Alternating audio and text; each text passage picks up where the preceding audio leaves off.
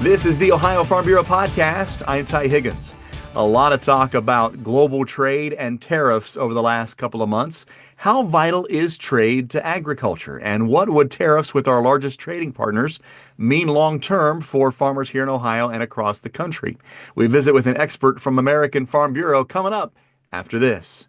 No matter what generation farmer you are, the next one is always the most important. The Ohio Soybean Council is focused on the future of your operation. It's not just a checkoff contribution. It's an investment you can count on for your farm, your bottom line, and your future. Ohio Soybean Council. Invested in your future. Hey, this is Matt, Phil, and Libby, hosts of Ag Credit Set It, your go-to podcast for insights on farm finance and maximizing your return on investment. Tune in to new episodes of Ag Credit Set It twice a month as we talk to industry leaders, financial experts, and farmers who share their experiences and perspective. Listen in your favorite podcast app like Apple Podcasts or Spotify, and be sure to subscribe to Ag Credit Set It so you never miss an episode. We'll talk to you soon. This is the Ohio Farm Bureau podcast. I'm Ty Higgins. Trade is a hot topic with a lot of uncertainty. Trade policy decisions currently being made in Washington that will impact farmers in the U.S. and also our partners all around the globe. A brand new market intel report from American Farm Bureau explores different topics related to ag trade, including the potential impacts of trade policy changes. To talk more about it, we bring in an economist with American Farm Bureau, Betty Resnick. Betty, welcome to the podcast. Great to see you. Hi, thanks for having me. Why are exports so vital for the financial success of U.S. farmers? So the first statistic I like to share when we talk about how important exports are is that over 20% of all the production in the United States from agriculture gets exported to a different country. So not only are 95% of the world's mouths outside of our borders, but they also have, value for different products than Americans. So it's more than just that 20% number when I think of how important trade is. So two of my favorite examples of that are cherries and poultry, so broilers, so chicken meat. So for cherries, a lot of times you don't even see the very, very best cherries in America because they're all exported to East Asia, to Japan and Korea, where customers are willing to pay a huge premium compared to the American consumer for those super, super big premium cherries. So that's just kind of a dollar that cherry farmers wouldn't find in the United States. For poultry and a lot of livestock products, we're exporting products that Americans just don't have a taste for, but still are grown as part of the animal. So for broilers or chicken, Americans love to eat white breast meat and chicken wings, but we don't so much love that dark meat or the chicken paws, which are chicken feet. Kind of the industry term for that. So in some ways, our exports of those products are subsidizing our breast and wing habit because people in other countries are willing to pay for those products where they just wouldn't necessarily have a market in the United States. When we talk about exports, who are our biggest partners across the globe? So about 75% of our $176 billion in ag exports in 2024 went to only 10 countries. And about half of those total exports go to 3 countries. And that's Mexico, number 1, Canada, number 2, and China, number 3. 2024 was actually the first year that Mexico was our number 1 ag export destination. Prior to that, the past 20 years, it was alternating between China and Canada, depending on the year. And then the other top 10, rounding out past Mexico, Canada, and China, are the EU, Japan, Korea, Colombia, Taiwan, the Philippines, and then Vietnam. You mentioned the cherries and the poultry. What other things are we exporting to these countries? So when we think about our exports, we kind of think about what America is good at growing, right? So our top 2 products, 22% of all of our exports are corn and whole soybeans, just on their own. Of course, corn and soybeans are in a lot of other products we export as well, whether they're processed or whether we're exporting them as, an animal product that has been fed, those products as well.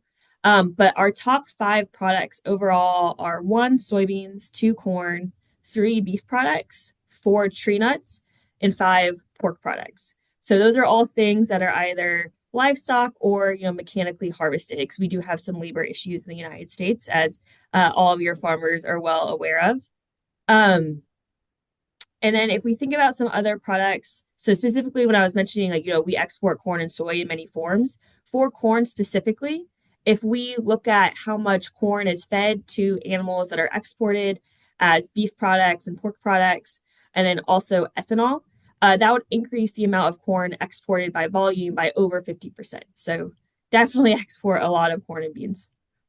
As we talk, we're hearing more, and we started the year hearing about tariffs. We had a little pause on that conversation for a while, but that word is starting to come up again, especially when you talk about our top three trading partners of Canada, Mexico, and China. What would tariffs mean for the future of global trade?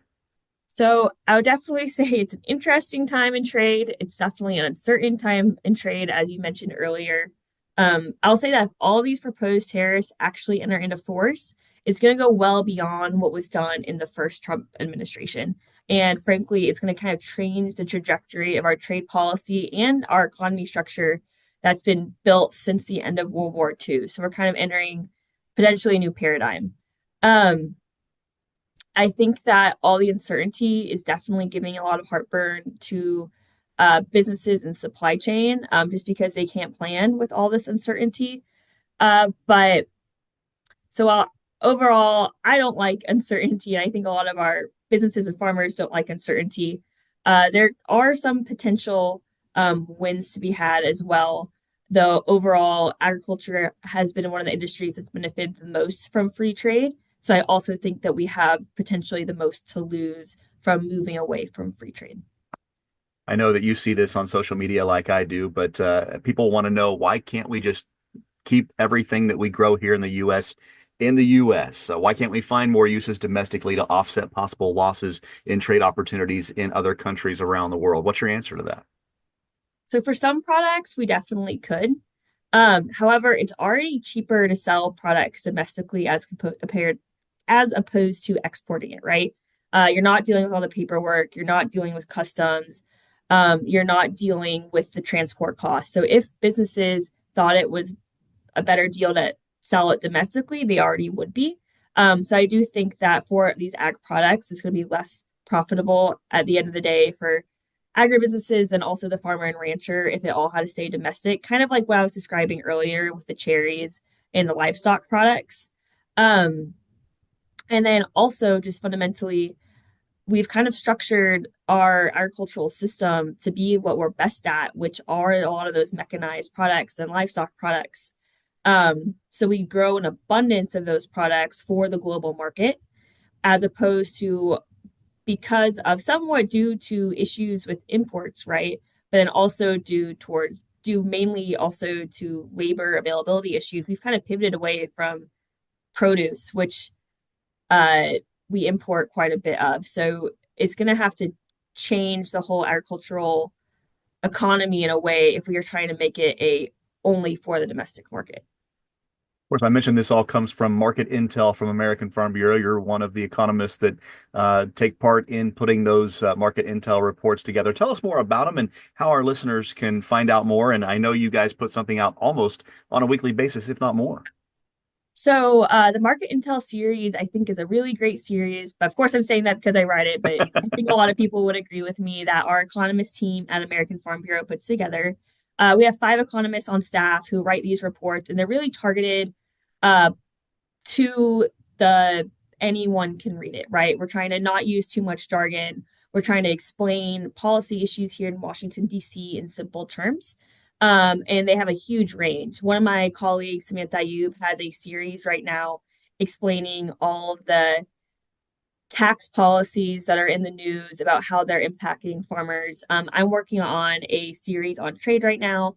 And we also have a lot of fun ones that come up. My colleague Danny Munch wrote one this week explaining the rise of beef genetics being used in dairy cattle. And that's a really interesting piece that was just published. So I highly recommend that you subscribe to them. They're on our website. If you just Google Farm Bureau Market Intel, you'll find them, and feel free to share them with any of your friends and family.